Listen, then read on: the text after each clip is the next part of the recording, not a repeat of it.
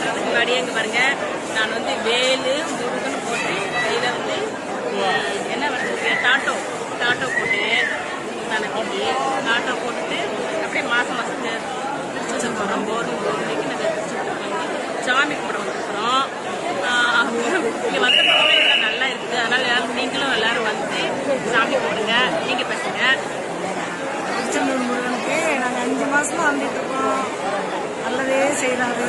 எல்லாரும் திருச்செந்தூர் முருகனை நம்பி வாங்க. சரியா வாங்க, நல்லது செய்வார். உட முடியாதவங்க, கஷ்டப்பட்டவங்க, வறுமை உள்ளவங்க எல்லாரும் வர்றாங்க. அவங்க எல்லாருக்கும் நல்லது செய்வாங்க. நான் கால்வலியோடு வந்தேன் முதல் மாதம்.